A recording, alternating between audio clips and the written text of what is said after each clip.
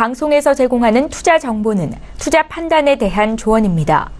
방송에서 제공하는 주식의 가치, 가격 상승 및 가격 하락에 대해서는 방송사에서 보장하지 않습니다. 헤드라인 뉴스입니다. 뉴욕 증시에서 주요 지수는 은행들의 실적 호조에도 국제유가가 폭락한 여파로 혼조세를 보였습니다. 뉴욕 증권거래소에서 다우존스 지수는 전장보다 0.18% 상승한 25,064.36의 거래를 마쳤습니다. 반면 S&P 500 지수는 0.10% 하락한 2,798.43을 기록했고 기술주 중심의 나스닥 지수도 0.26% 내린 7,805.72의 장을 마감했습니다. 국제유가는 미국 비축유 방출 가능성과 이란 원유 수출 제재 예외 적용에 대한 기대 등으로 급락했습니다.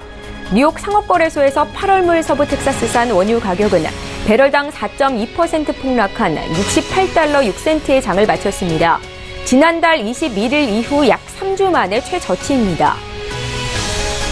미국이 세계무역기구에 철강과 알루미늄 관세에 맞서 보복 관세를 부과한 유럽연합과 중국 등 무역 파트너들을 제소했다고 월스트리트저널이 보도했습니다. 미국은 중국과 EU, 캐나다, 멕시코, 터키가 최근 미국의 보복 관세를 부과한 것과 관련해 공정하지 않다면서 WTO에 제소했습니다. 이에 앞서 중국은 미국의 2천억 달러 상당 품목에 대한 추가 관세 방안을 세계무역기구에 제소한 바 있습니다. 국제통화기금이 미국의 무역전쟁 촉발과 통화정책 정상화에 따른 하방 리스크 확대로 유로존과 일본, 영국 등 주요 선진국의 올해 성장률 전망치를 일제히 내렸습니다. 하지만 무역전쟁의 당사국인 미국과 중국의 성장률 전망치는 종전과 같이 유지했습니다. IMF는 세계경제전망 수정보고서에서 세계 경제 성장세는 지속할 것으로 전망되나 지역별 성장이 덜 균등해졌으며 단기 하방 리스크가 확대됐다고 진단했습니다.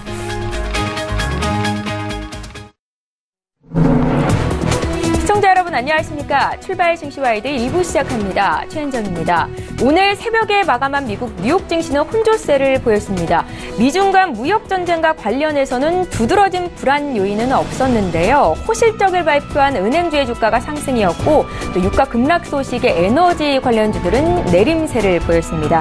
자, 어제 국내 증시는 외국인과 기관의 쌍끌이 매도 속에서 사흘 만에 약세 움직임을 보였는데요. 전문가들은 시장에 위축된 투자 심리가 당분간은 지속이 될 것이다라고 전망하고 있습니다. 자, 오늘도 일부 시간에는 증시에 영향을 미칠 주요 이슈 분석 도와드리도록 하겠습니다. 자, 오늘 글로벌 시시각각 시간에는요. 시장이 미국 연준의 전망보다 빠르게 금리 인상 기조가 멈출 것으로 예상하고 있다는데 시장이 우려하고 있는 것은 뭔지 앞으로의 흐름 볼 거고요. 중국 경제가 2분기에 6.7% 성장하는 데 그쳤습니다. 미중 간 무역 전쟁으로 향후 중국 경기가 둔화될 것이라는 우려감이 커지고 있는 상황인데 내용 함께 짚겠습니다. 또 이어지는 라이브 이슈타임 시간에는요. 내년도 최저임금이 10% 이상 인상되면서 관련주들의 희비가 엇갈리고 있는데 투자 의견 짚어볼 거고 또 오늘 국민연금의 스튜어드십 코드 도입과 관련해서 구체적인 이 방안을 논의하는 공청회가 열립니다. 체크포인트 함께 짚겠습니다. 7월 17일 화요일이고요. 실증 일부 시간 지금 본격적으로 시작합니다.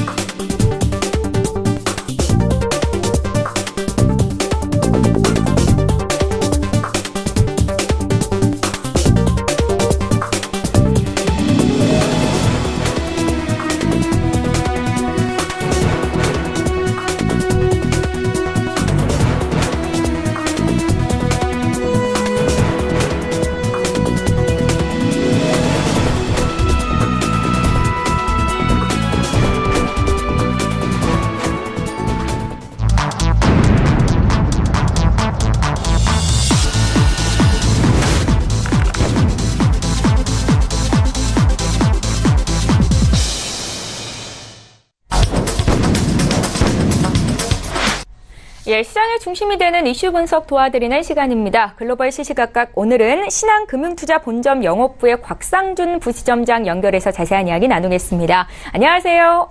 네, 안녕하십니까. 박산전입니다. 예, 반갑습니다. 자, 오늘 새벽에 마감한 미국 뉴욕 증시는 혼조세였는데 미중 간 무역 분쟁 관련해서는 두드러진 불안 요인은 없었습니다. 주목할 만한 내용이 있었는지 좀 봐주십시오.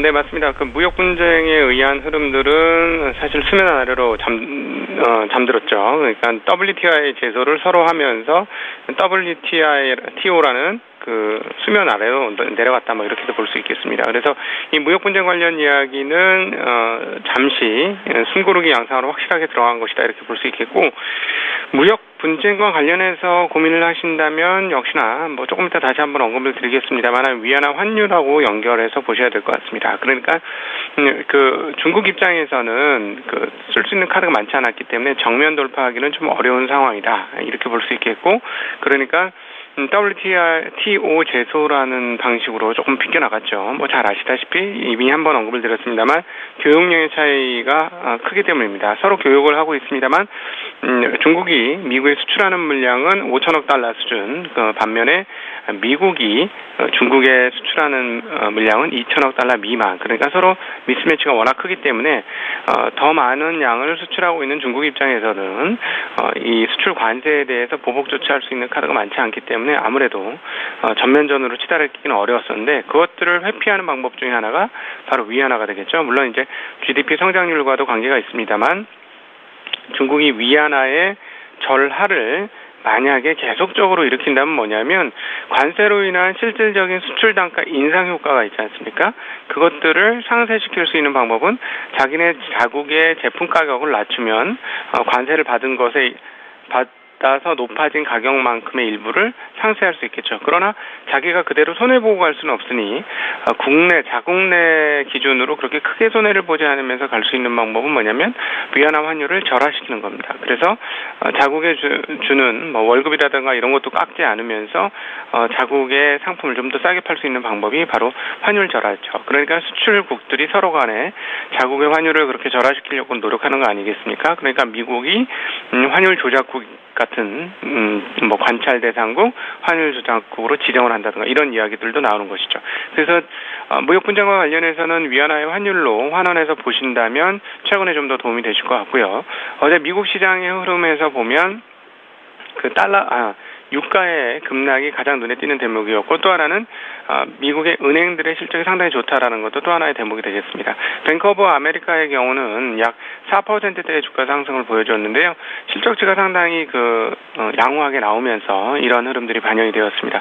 미국의 금융주들이 실적이 좋다는 것은 미국의 경기 상황들이 나쁘지 않다라는 것을 보여주는 것이고, 미국이 그동안 실시했던 그 세금을 인하한다든가 그다음에 해외 투자했던 부분을 환류시키는, 그래서 환류세를 인하해서 환류시키는 이런 과정들이 미국 은행들한테 상당히 이익 증가 쪽으로 영향을 미쳤다라고 보면 되겠죠. 그래서 은행들은 상당히 좋은데, 이제 그 다음 단계에서 이제 유가는 4% 하락을 했습니다. 유가 4% 하락한 것은 코멘트와 연결이 있는데요.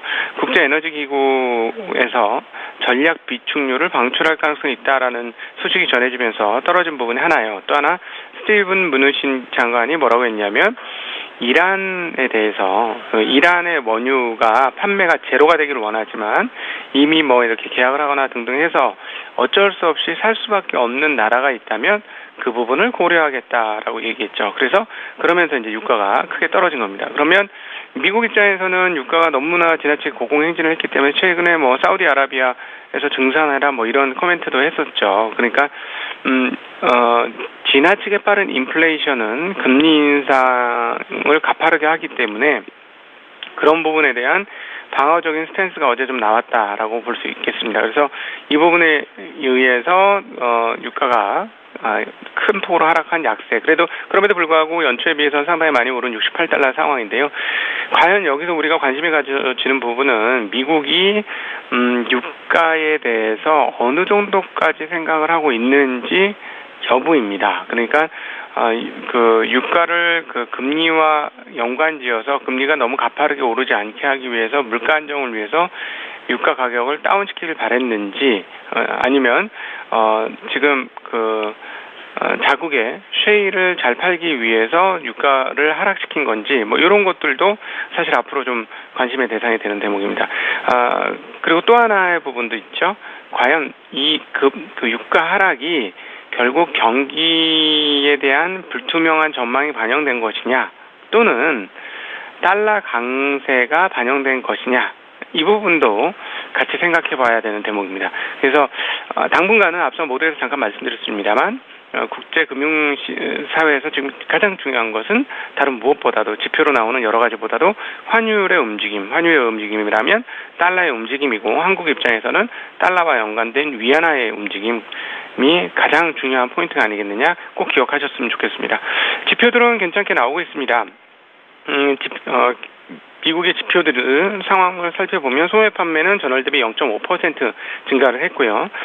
그리고 엠파이어 스테이트 지수도 22.6으로 예상치 21보다는 좋게 나오고 있습니다. 그러니까 이 모든 것들은 무슨 말이냐면 미국 경기는 그다지 나쁘지 않다라고 볼 수 있는데 문제는 이런 증가폭은 조금 눕고 있어요. 좋긴 좋은데 좀 눕고 있다라는 것은 미국의 장기 전망이 계속해서 밝은 것은 아니다. 경기는 좋은데 뭐 그런 정도로 오늘 미국 시장을 정리해 볼 수 있겠습니다.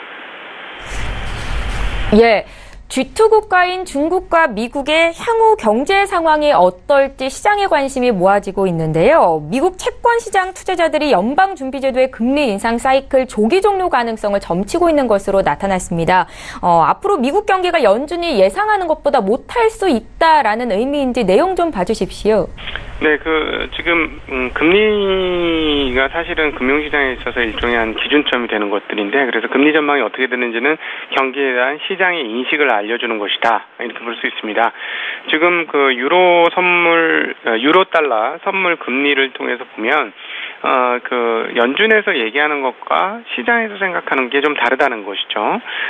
무슨 말이냐면 연준은 금리를 올해도 2번 더 올리고 내년에도 또 올리고 해서 2020년까지는 3%대 중반까지 올리겠다라는 계획을 가지고 있습니다. 이래야 다음번 불황 상황에서 금리를 낮추면서 경제를 운용할 수 있는 룸을 가지게 된다라는 얘기가 되겠죠. 그래서 연준의 목표치는 2020년 말까지 3.375%까지 기준금리를 올리는 것입니다. 그러면 시장도 미래에 대한 금리 선물 흐름들이 있지 않습니까? 금리 선물의 금리도 연준 목표치와 비슷하다면 연준이 예상하는 대로 시장도 생각하는 것이다, 이렇게 볼 수 있는데, 시장이 예상하는 금리는 그렇지 않다라는 거예요. 시장이 예상하는 금리는 2019년에 2.97%가 가고 2020년 말에는 오히려 연준 생각처럼 3%대를 가는 게 아니라 2.96 정도를 가고 있습니다. 이건 무슨 말이냐면 시장은 미국 경기가 세계 경기를 좌우하는 거니까 세계 경기와도 연관이 돼 있는데, 하여튼 미국 경기에 대해서 2019년에 고점을 찍고 2020년부터는 고점에서 슬금슬금 내려올 수 있다라고 보는 것이죠. 왜냐하면 금리를 내린다는 것은 경기가 하방하고 있기 때문에 금리를 내리는 것이니까요. 그러니까 이 측면에서 보면 시장은 그렇게 생각 안 하는데 연준의 계획은 이렇다는 것이죠. 근데 이 부분은 절대적인 건 아닙니다. 왜냐하면 시장의 예상이니까 시장의 예상은 상황에 따라 틀려요. 예를 들자면 지금 미국과 중국의 무역 분쟁이 수면 아래로 내려간 것이 이제 없어진 건 아니잖아요. 근데 만약에 이게 완전히 없어져요. 그리고 경제의 상황도 계속 좋아져요. 그러면 시장에서 예상하는 미래 금리 선물의 가격도 같이 올라갈 겁니다. 그러면 지금 현재 2019년의 고점 2.97 예상하고 오히려 2020년 2.96으로 떨어질 거라고 생각하는 시장의 심리는 뭐냐면, 지금 현재 돌아가는 꼴을 보니 한 내년쯤까지는 좋을 것 같은데 그 후년 더 이상 장담할 수 없다. 그러니 나는 내후년의 금리를 더 좋게 볼 수는 없는 것이다. 경제 상황이 좋아지고 인플레이션이 가속화되면 금리는 같이 올라가는 건데 경제 상황이 좋아지고 인플레이션이 올 거라는 믿음이 없다라는 얘기죠.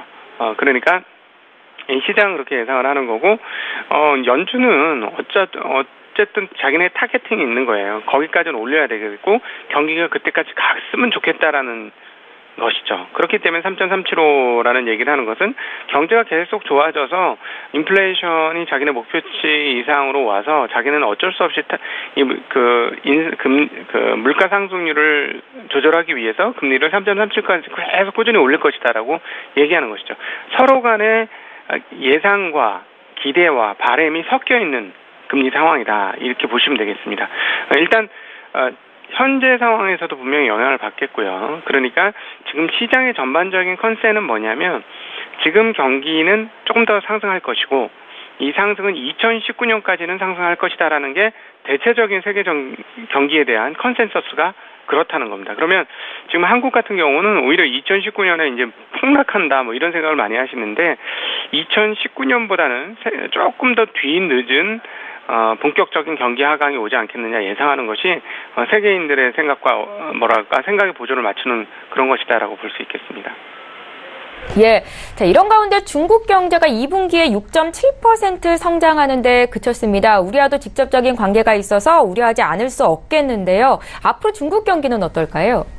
6.7이 나쁜 건 아니죠. 목표치 대비도 낮은 것도 아닙니다. 그러나 최근에 계속해서 3분기 연속 6.8을 기록한 것에 대비해서 떨어졌다라는 것은 조금 우려를 자아내는 것이죠. 게다가 잘 아시다시피 미국과 중국의 무역 분쟁이 있는 상황에서 GDP가 떨어지니까 이게 드디어 이제 반영이 되는 것이다 이렇게 사람들이 생각하는데 미국과 중국의 무역 분쟁은 아직 끝나지 않았고 협상이 아직 끝나지 않았습니다. 그러니까 실제로 타격을 주는 건 지금이 아니고 요 다음이에요. 그러니까 3분기 또는 4분기에 본격적으로 영향을 줄 건데 그 영향을 줄 수 있는 가능성은 좀 있어 보입니다.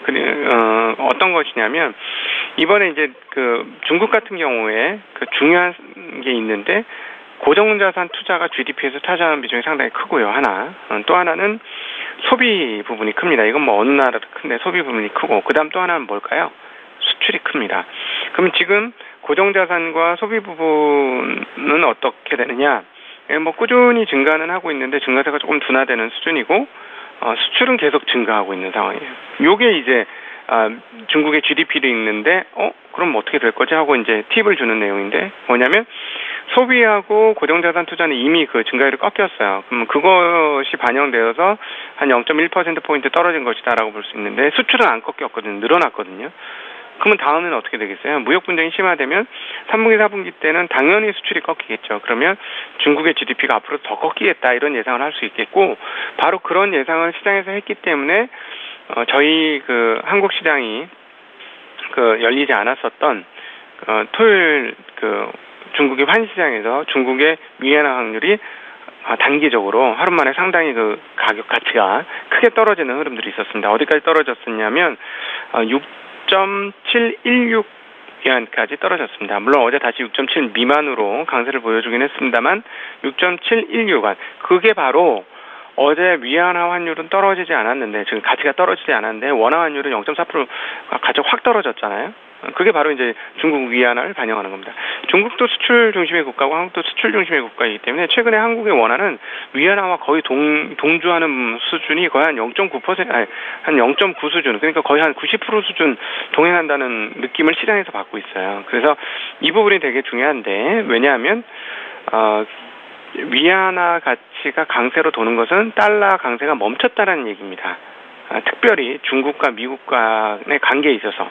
근데 한국은 지금 같은 수출 중심의 패턴을 갖고 있기 때문에 위안화를 쫓아가기 때문에 위안화 강세로 안 돌면 원화 강세도 안 돌고 원화 강세가 안 돌면 외국인들 입장에서 투자하는데 매력을 좀 덜 느끼게 되는 부분이고 보통 한국 시장은 원화 강세 한 7할 정도는 원화 강세와 주식시장 상승에 거의 같이 가고 있기 때문에 원화 강세가 주식시장 상승에 되게 중요한 바로미터다 이렇게 볼 수 있습니다. 그래서 이 부분들이 앞으로 어떻게 될지는 좀 지켜봐야 되는데 중국의 GDP는 조금 떨어질 걸로 예상을 하고요.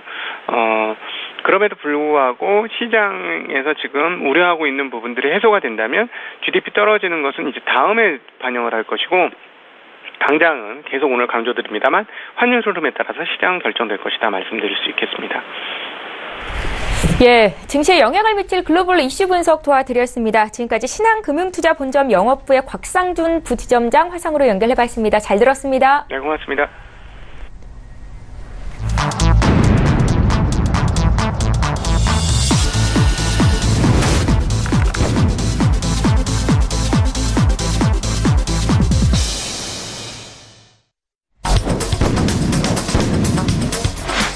예, 이번에 국내 시장 쟁점 보겠습니다. 라이브 이슈타임 시간이고요. 오늘 SK증권 영업부 PIB센터의 이재강 이사 화상으로 연결합니다. 이사님 안녕하세요.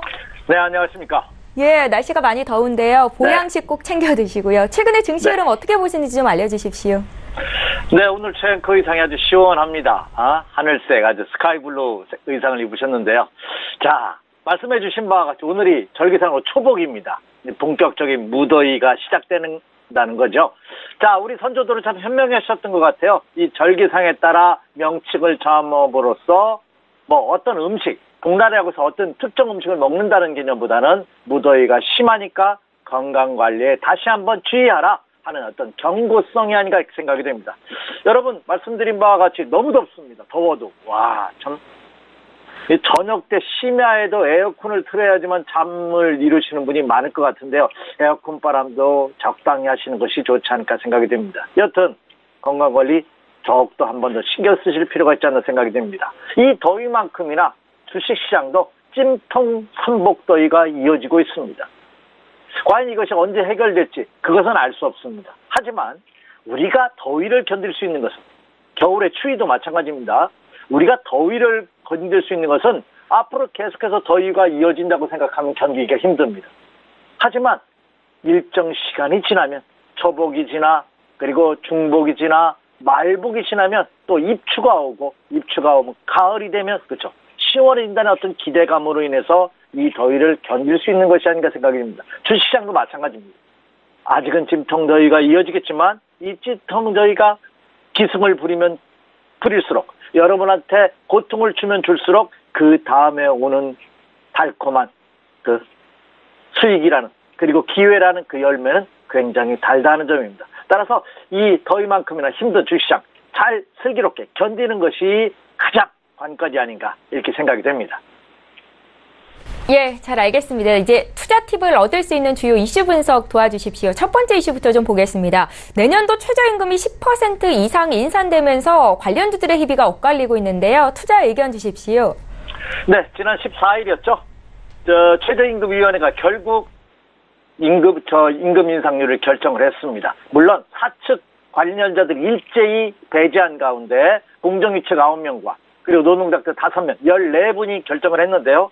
8,350원, 지난해보다 10.9%가 상승한 가운데 마감이 됐습니다. 그런데 사측과 노측 모두 다 반대하는 그런 결론이 나왔습니다. 참 저는 이런 걸 보면서 좀 아쉬운 생각이 듭니다.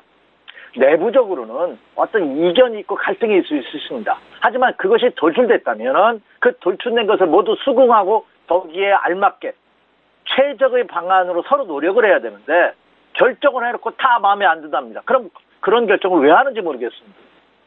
저 개인적인 생각입니다. 그게 중요한 것이 아니라 결정이 됐는데 말씀드린 바와 같이 사측과 노측이 모두 반발하는 그런 모습을 보이고 있고요. 일부 중소기업체 사장님들, 특히 자영업체를 많이 하시는 편의점 사장님들은 적극적으로 반대 선명을 내놓는 오히려 최저임금제에 동참하지 않겠다는 적극적인 행동마저 불사하겠다는 그런 모습을 보여주고 있다는 점입니다. 특히 편의점업계 사장님들은 이미 지난해 16%가 올랐는데 올해 또 10%가 더 이상 오르면 거의 2년 만에 30% 가까운 인상률을 보인다는 것은 이거는 하지 말라는 것과 똑같다. 알바생보다 더 2배 이상 가까이 근무 시간을 할애하는 이 편의점 사장님들은 오히려 알바보다도 못한 그런 수익을 낳을 수도 있겠다 하는 발표를 적극적으로 함으로써 대응하고 있는 그런 모습을 보여주고 있습니다. 그 여파가 그대로 시장에도 영향을 주고 있죠. 특히 이 편의점 관련 업체의 대명사라 할 수 있는 BJF 리테일, CU를 여러분이 주변에 보시는 CU 편의점을 운영하는 회사죠. 그리고 GS25를 운영하는 GS 리테일 등이 전일장에서 7.8%와 10.7%까지 급락하는 그런 모습을 보이고 있다는 점입니다. 특히 편의점 사장님들은 심야에는 할증을 하겠다. 현재 제대로 하는 게 아니라 심야의 시간에는 할증을 해서 제품을 팔게 하겠다. 그리고 또 하나는 카드 결제를 거부하겠다. 카드 수수료가 너무 부담되니까. 이런 단체 행동을 결의하는 그런 모습입니다. 그로 인해서 정부 측에서는 카드 수수료 인하 그리고 임대 수수료 인하 등을 또 검토하고 있기 때문에 기업과 건물주 그리고 카드 회사의 또 트러블이 발생할지도 모르는 그러한데 복합적인 그런 어려움을 겪고 있는 그런 모습을 보여주고 있다는 점입니다. 물론 수혜주도 있습니다. 참 세상 참 오묘한 것입니다. 한쪽이 또 안 좋으면 그 수혜가 받는 쪽이 있죠. 이 최저임금제 시행에 따른 또 수혜업종이 대두되면서 전일 이들업종이 상한가까지 진입하는 급등을 보이기도 했습니다. 특히 무인 자동화 장치, 그러니까 무인 자동화 장치라든지 카드 단말기 장치, 이거 무인 그 체크 검사하는 이런 장비 업체들은 크게 수혜가 예상되는 그런 모습을 보여주고 있다는 점입니다. 쉽게 말해서 키오스크 이용 무인화 그리고 관련주들이 크게 상승하는 그런 모습을 보여주고 있다는 거죠. 대표적으로 KS라는 회사는요, 티켓 발매를 하고요, 셀프 줄기를 하는 회사죠. 그리고 KCT라든지 한네트, 한국전자금융, 그리고 글로벌 텍스프리 같은 이런 무인 관련, 자동화 관련 이런 업체들이 크게 수혜를 받는 그런 모습을 보이고 있다는 점입니다. 따라서 시장은 이 정부의 정책과 관련되면서 급변한 변동을 겪을 가능성이 높기 때문에 이 편의점 최저임금 관련해서도 결과가 어떻게 되면 어떻게 시행될지, 그리고 정부에서 어떤 보완책과 수습책, 그리고 합의책을 내놓을지 이런 것들을 면밀히 체크할 필요가 있겠다, 이렇게 말씀을 드립니다. 예, 정부 정책이 어떻게 결정될지 모르는 상황에서 편의점 관련주 급락했다고 들어가는 건 안 된다라는 말씀이신가요? 네, 그렇습니다. 사실 아주 중요한 질문을 하셨는데요. 지금 BGF 리테일이나 GS 리테일들이 크게 하락을 하고 있습니다. 물론 이들 종목군들이 어제까지 상승했다 오늘 하락하는 것이 아니고 이미 2주 전, 3주 전부터 이미 하락세를 보이면서 마지막 추매 양상을 보이는 것이 아닌가 생각이 됩니다. 물론 국내 시장도 그렇습니다. 주가는 바닥이라고 해서 사는 것이 아니라는 말씀드렸죠. 왜? 주가는 상승과 하락만 있는 것이 아니라 횡보하는 구간이 있다는 말씀 이미 드렸습니다. 그렇기 때문에 주가는 바닥이라 할지라도 이런 편의점 관련들이 이미 하락을 했고 어제 투매가 나왔기 때문에 오늘 만약에 하락한다면 오늘은 단기 매수도 가능합니다. 단타로, 단기 매매로. 그렇듯 이들 종목들 이미 선반영돼서 주가가 상당폭 하락했다는 점입니다. 그래서 현 시점에서 더군다나 하락할 때 매도한다? 이거는 자제할 필요가 있겠다 생각이 되고요. 그리고 또 하나 반대로 수혜가 예상되는 KCS라든지 KCT라든지 한네트, 한국전자금융, 글로벌 텍스프리 같은 종목들 이미 어제장 이전에도 이미 일주일 짧게는 길게는 2주 전부터 상승을 하면서 어제장에서 급등을 했다는 점입니다. 만약에 이들 종목분들에 대한 관심을 갖고 계신 분이라도 한 차례 쉰 다음에 주중반 이후라든지 주말 다음 주 정도에 관심을 가져보는 것이 좋겠다 이렇게 생각이 됩니다. 그래서 이들 종목분들도 단기 급등했다는 1차적인 과열권 진입 신호를 보이고 있는 종목분들이 많기 때문에 재료, 호재가 나왔다 하여 그 호재를 듣고서 무작정 추격 매매를 한다는 것과는 이제 투자분들께서도 이미 그 정도로 충분히 알고 계실 생각이 됩니다. 그 초보 투자분들께서도 이 점을 체크하시면서 배동 매매, 추격 매매는 자제할 필요가 있겠다 이렇게 말씀을 드립니다. 예, 두 번째 이슈 보겠습니다. 오늘 국민연금의 스튜어드십 코드 도입과 관련해서 구체적인 도입 방법을 논의하는 공청회가 열리는데요. 투자자들은 어떤 포인트를 짚어보면 좋겠습니까, 이사님? 네, 또 중요한 질문을 하셨네요. 지금 시장에서 뜨거운 감자가 두 개 있죠. 하나는 말씀드렸던 최저임금제 시행 여부, 또 하나가 이 스튜어드십 코드입니다. 물론 스튜어드십 코드는요, 지난 2000년, 9년인가요? 네, 그 정도에 영국에서 처음 시작이 됐습니다. 가장 그 스튜어드십 코드가 시행된 가장 큰 배경은 주주들한테 혜택을 공유하겠다, 혜택을 좀 돌려줘라 하는 취지입니다. 아주 취지는 굉장히 좋습니다. 자, 근데 국내 시장에서 이번에 이슈가 되는 것은 국내 기업들도 이미 지지난해, 최근 2, 3년, 3, 4년 전부터 주주 친환경 정책을 적극적으로 추진하는 그런 모습을 보여주고 있고, 특히 이 문재인 대통령 정부가 들어서면서 이 주주 친화적인 정책 쪽으로 많이 더 가속도가 붙은 그런 모습입니다. 그런데 이번에 이 스튜어드십 코드가 또 다시 한번 이슈가 되는 것은 국민연금에서 스튜어드십 코드에 관련 공청회를 열겠다 하는 것이 발표가 됐기 때문에 그렇죠.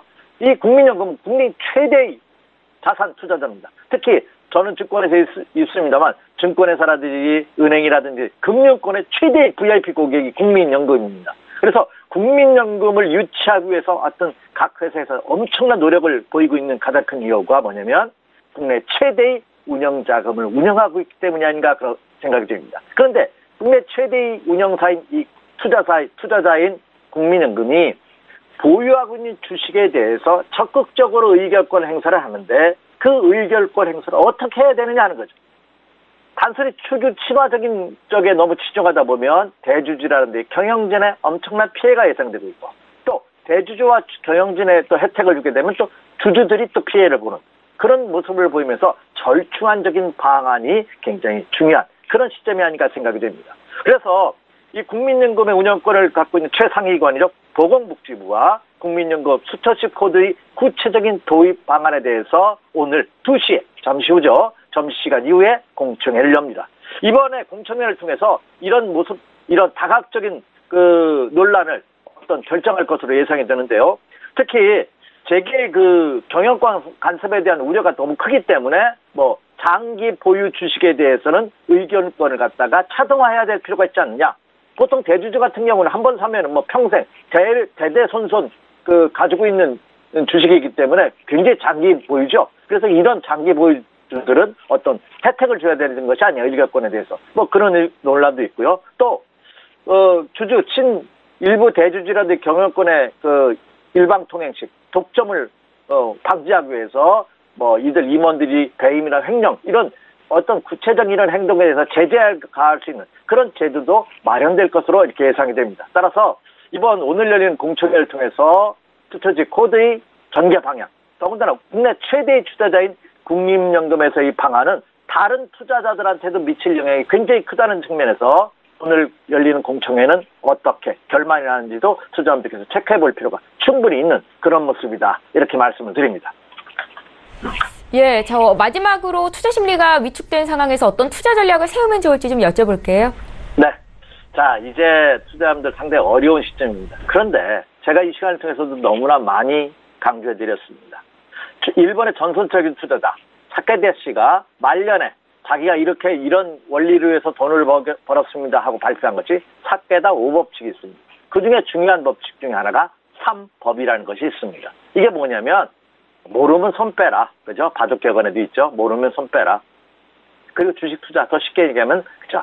판단이 잘 쓰지 않으면 뒤로 물러나라. 매매하지 마라. 이것이 3법이 아닌가 생각이 됩니다. 지금은 그 3법의 지혜가 굉장히 적극적으로 요구되고 있는 시점이면 틀림이 없다는 점입니다. 자, 간단하게 체크포인트 살짝 말씀드리고 투자 전략을 말씀드리도록 하겠습니다. 자, 오늘장 체크포인트. 첫 번째, 역시 원달러 환율 동향입니다. 이 원달러 환율 동향이 어떻게 움직이냐에 따라서 외국인들이 국내 시장에서 떠나고 있는지 들어올 것인지를 판단할 수 있는 굉장히 큰 기준점이 됩니다. 근데 전일장에서 원달러 환율 동향이 5원 70전 상승을 했어요. 그래서 1129원 20전입니다. 1130원대에 다시 근접하는 그런 모습입니다. 제가 이 시간을 통해서 강조해드렸다시피 원달러 환율 동향은 1100원 선 아래에서 그쵸 큰 변동 없이 움직이지 않는 것이 가장 좋습니다. 상당히 높습니다. 그래서 환율 시장의 안정 어떻게 되는지 언제 되는지 계속해서 동향 체크해 주시기 바라고요. 자, 미국도 어닝 시장입니다. 우리나라도 마찬가지죠. 오늘 새벽에 끝난 뉴욕 증시가 혼조 양상을 보이면서 다우는 소폭 상승 그리고 나스닥은 소폭 하락하는 그런 모습을 보였습니다. 역시 실적이 발표됨에 따라 실적에 따라서 춤을 추는 그런 모습이죠. 자, 오늘부터 또 미국들의 기업 지난주에 미국의 굵직한 그 시티그룹이라든지 JP모건 같은 금융사들이 그 실적을 발표했는데 오늘은 존슨앤존스, 골드만삭스가 실적을 발표되고요. 내일은 IBM과 알코아 그리고 모레는 MS죠 마이크로소프트 그리고 글피는 제너럴 일리텍들이 실적이 발표됩니다. 이들 기업들이 실적 계속해서 한번 체크해 주시기 바라고요. 또 하나 중요한 거 있습니다. 자, 우리나라 시간 오늘 밤입니다. 오늘 밤과 내일에 걸쳐서 제롬 파월, 페드, 미 중앙은행을 이끌고 있는 미국 경제 대통령이라 하는 이 제롬 파월 의장의 의회 연설이 있습니다. 상원부터 하죠. 오늘 상원 연설이 있고 내일 하원 연설이 있습니다. 상원 연설을 통해서 어떤 발언을 하는지 미국 금리 동향 그리고 경제 상황에서는 어떤 의장은 생각을 갖고 있는지 체크해 주시기 바라고요. 자, 18일 날 또 내일 페드의 그 회색빛 보고서죠. 베이지북이 발표가 됩니다.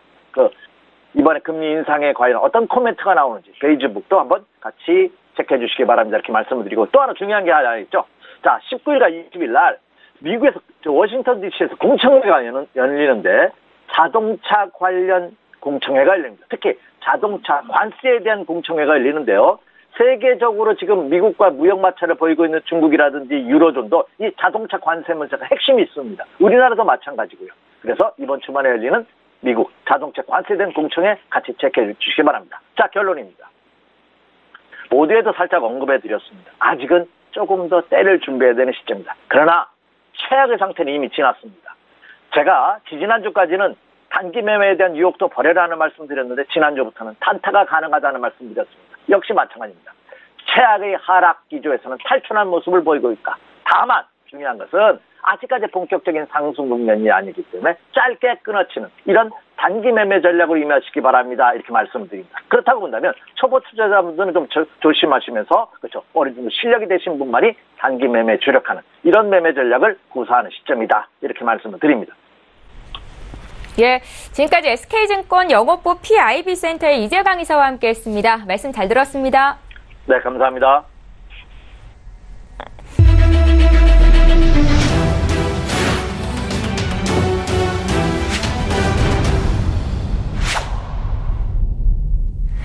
예, 이번에 국내외 선물시장 투자 전략 짜겠습니다. 투자는 절제다. 절제 마스터 오늘 화상으로 연결해보겠습니다. 안녕하세요. 네, 안녕하십니까. 서울경제 시청자 여러분들 반갑습니다. 예, 반갑습니다. 오늘도 해외 선물시장 투자 전략부터 여쭤볼게요. 네, 알겠습니다. 금일 해외 선물 시장은 전일 반응을 좀 살펴봐야 될 것 같은데요. 아무래도 미증시는 혼조세로 좀 마감이 되었습니다. 또한 크루드오일의 유가가 4%대 급나가는 그 시장 상황이었었는데요. 아무래도 그 트럼프 대통령이 트위터로 비축된 공급률을 풀겠다는 발언과 함께 4%대 급락이 이어졌었고요. 그 다음에 또 한 가지 또 주의해야 될 점은 미리 해외 선물 시장을 체크하면서 금주 여러 가지 실적 발표 기업들이 있습니다. 첫 번째로는 골드만사스, 모건 스탠리, 마이크로소프트, 굵직한 기업 실적 발표가 연달아 있기 때문에 무역 전쟁의 우려에 대한 리스크가 있다고 해도 이런 실적 발표 때문에 지수가 과연 상승을 이어갈지 좀 관망을 하시면서 흐름에 대응하라 이렇게 말씀을 좀 드리고 싶고요. 다음은 과연 이러한 수출 제재에 대한 조치를 과연 미국 정부에서 진짜로 풀어줄 것인지 이 부분에 관한 시황도 좀 체크를 하시라고 먼저 말씀을 좀 드리고 싶습니다. 그럼 종목별로 지지 저항가를 한번 체크해 보도록 하겠습니다. 첫 번째 나스닥입니다. 저는 나스닥 흐름을 보게 되면 아무래도 강한 하락의 흐름이 좀 나왔었습니다. 아무래도 별다른 우려는 없어 보이는데 차익 실현 매도 물량에 대한 아무래도 리스크가 좀 있었던 걸로 보이고요. 그럼 무역 전쟁에 대한 보수적 접근을 통해서 아무래도 눈치 보기 장세가 좀 이어졌던 것이 하락으로 이어지지 않았나 이렇게 생각을 하고요. 하방 지지대가 지금 나스닥 같은 경우는 7,320 라인. 이 라인이 지금 무너지면서 과연 추가적인 하락이 나올지, 추가적인 하락이 이어진다면 어디까지 이어질지, 금일 하락은 7,270 라인까지 하락이 이어질지 말지가 관건인 것 같습니다. 아무래도 저가 매수세가 좀 들어올 수 있기 때문에 7,240포인트, 다음 7,250포인트 정도까지 눌림을 좀 기다리신 이후에 아무래도 하락 매도 흐름을 좀 지켜보라고 말씀을 드리고 싶습니다. 다음은 오일인데요. 오일은 아무래도 일봉을 좀 먼저 이렇게 보셔야 될 것 같습니다. 시청자분들께서. 오일 같은 경우는 장대 연봉이 지금 연달아서 출현을 하고 있는데 저희 서울경제는 신세계 프로에서도 말씀을 좀 드렸었습니다. 아무래도 지금 오일 같은 경우는 여러 가지 하방 파워가 존재하고 있는 상황이고 비축유를 좀 풀겠다는 트럼프의 바람과 함께 지금 원웨이 장세가 어제 거의 4%대 급락이 이어졌습니다. 67불 초반 후반까지 지금 중초반까지 하락이 이루어졌는데 과연 어디까지 더 매도세가 이어질지가 관건인 것 같습니다. 추가적으로 66.7불 라인, 67점 초반대까지 하락이 이어질지 하지만 어제 급락이 이어졌기 때문에 저가 매수세가 좀 들어올 수가 있습니다. 그렇기 때문에 아무래도 조금 관망을 하신 후에 흐름이 어떻게 이어질지 좀 지켜보라고 말씀을 좀 드리고 싶고요. 크루드 같은 경우는 지금 지지 저항대가 조금 없는 편입니다. 아무래도 하방으로만 좀 열려있는 호국이고요. 이 차트를 보시게 되면 지금 현재 어제 급락사가 거의 원웨이 장세 4%대가 이어졌기 때문에 아무래도 금일은 전저점을 뚫기 전까지는 저가 매수가 좀 이어질 수가 있습니다. 위로 상단에서 아무래도 눌림 시 매도 접근을 좀 해보시되 아무래도 분당 개장 전까지 좀 관망을 하셔야 하는 포인트를 드리고 싶고요. 저가 매수가 꾸준히 이어지게 되면 68불을 넘어서 69불까지 다시 상승이 좀 나올 수 있기 때문에 투자를 하실 때 좀 유의하라고 말씀 좀 드리고 싶습니다. 다음은 유로입니다. 유로 같은 경우는 어제 꾸준한 매수세 유입과 함께 상승을 좀 이어갔는데요. 아무래도 고점 지금 돌파에 강한 매물대에 좀 부딪히는 형국입니다. 지금 1700, 라인을 돌파하고 1.17700을 강하게 돌파하는 상승 흐름이 나오느냐, 아니면 돌파하지 못하고 아래로 떨어지는 하락 흐름이 나오냐가 관건인데요. 시청자분들도 보시듯이 위에 지금 강한 저항대나 지지대가 모두 다 열려있는 상황입니다. 아무래도 그렇기 때문에 달러 인덱스 좀 참고하시고 매수세가 더 이어질지 유로존은 좀 관망을 하시고, 지지저항대를 좀 말씀드리자면 위로는 1.17700 라인 강한 매물대 돌파 확인 후 상승 추가적으로 좀 접근하시고요. 아래로는 만약에 지지대 저항대에 부딪혀서 매도세가 이어진다면 1.17200 라인이 과연 무너지면서 하락세가 이어질 수 있는지는 좀 확인하시기 바랍니다. 다음은 골드입니다. 골드는 요즘 시청자분들께서도 아시겠지만 흐름이 예전 골드 같지는 않습니다. 거의 하락 흐름이 원웨이 장세가 좀 보장이 이어지고 있는데요. 어제 또한 마찬가지였습니다. 어제는 중심선 기포를 통한 상하단을 열어놓고 접근을 좀 하라고 말씀드렸는데요. 금일은 상하단을 다 열어놓기보다는 지지저항대가 아래로는 1230포인트, 38포인트 정도, 위로는 1246포인트 정도입니다. 아무래도 위로 저항대가 거의 없기 때문에 매수세가 이어져서 넘어가느냐의 흐름보다는 전전의 저점을 과연 깰 수 있는지, 1238 라인을 깰 수 있는지 흐름을 좀 확인하시고요. 달러 인덱스가 좀 추가적으로 올라갈 수 있는 구간이 남아있기 때문에 전저점을 무너진다면 골드는 좀 더 하락으로 원웨이 장세가 좀 이어질 것으로 보입니다. 자, 해외 선물은 이상입니다. 예, 자, 이어서 국내 선물 시장은 어떻게 투자 전략 짜고 계신지 듣겠습니다. 네, 아무래도 국내 선물은 지금 상당히 눈치 보기 장세가 좀 심한데요. 지금 아무래도 3000포인트, 300포인트에 대한 돌파에 대한 조금은 우려가 조금은 있는 것 같습니다. 과연 국내 증시가 계속적으로 상승을 이어가는 흐름을 가질 수 있을지 시장 투자자들이 조금 우려를 하는 상황인 것 같은데요. 눈치 보기 장세가 만약 끝난다면 강한 상승 돌파 흐름은 이어질 수 있습니다. 위에 매수세가 이어질 구간도 충분히 남아져 있고 상승으로 인한 저항대가 없기 때문에, 하지만 이 눈치 보기 장세가 지속되고 300포인트를 향한 강한 돌파 흐름이 나오지 않는다면 하방으로 지지대를 뚫고 297.4포인트 정도, 다음 지지대 정도로 하단에 295원짜리, 과연 이것을 뚫고 하락으로 이어질지 모두 좀 장 초반에는 좀 관망을 하시되 300포인트 돌파 흐름을 지속적으로 좀 확인하고 좀 접근을 하라고 말씀을 좀 드리고 싶습니다. 다음은 오늘 국내 증시 상황인데요. 아무래도 오늘 국내 증시 상황에 관해서도 꾸준하게 지금 눈치 보기 장세가 이어지고 있습니다. 그래서 어떻게 이어질지에 관해서는 관건이고요. 국내 선물에 관해서 접근을 하실 때 아무래도 300포인트 흐름과 하방의 흐름을 모두 다 좀 염두에 두고 접근하라고 이렇게 말씀을 드리고 싶습니다. 예, 오늘장 추천주 있으시죠? 좀 간략하게 들어볼게요. 네, 오늘장 추천주는 모두 다 알고 계신 P&E 솔루션이고요. 번호는 131390입니다. 2차 선제 매력에 대한 꾸준함이 아무래도 지속되고 있고, 이평선 상향 돌파 후 강한 상승세의 흐름이 나올 수 있기 때문에 추천 사항도 드렸고요. 향후 또 이 기업체에 대한 P&E 솔루션은 해외 시장 개척 의지가 아무래도 좀 강한 기업이기 때문에 매수가를 15,000원 정도에서 드리고 싶고요. 그다음에 목표가는 18,500원, 손절가는 13,000원을 드리도록 하겠습니다. 예, 오늘 절제마스터의 관심 종목은 P&E 솔루션이었고요. 절제마스터님, 오늘 무료 공개 방송 준비 중에 있다고 들었는데 자세한 내용 좀 알려주십시오. 네, 무료 공개 방송이라는 보다는요, 아무래도 시황에 관해서 좀 궁금해하시는 분들이 많기 때문에 시황 방송과 교육 위주로 하는 서울경제에서 무료 방송을 좀 꾸렸다고 생각하시면 될 것 같습니다.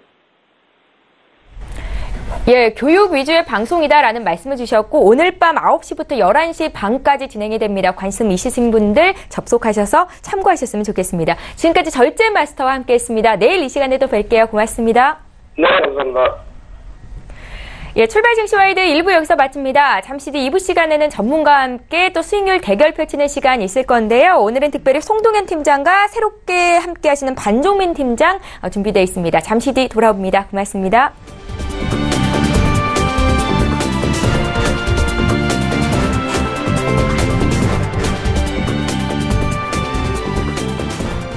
본 방송에서 제공하는 투자 정보는 투자 판단에 대한 조언입니다.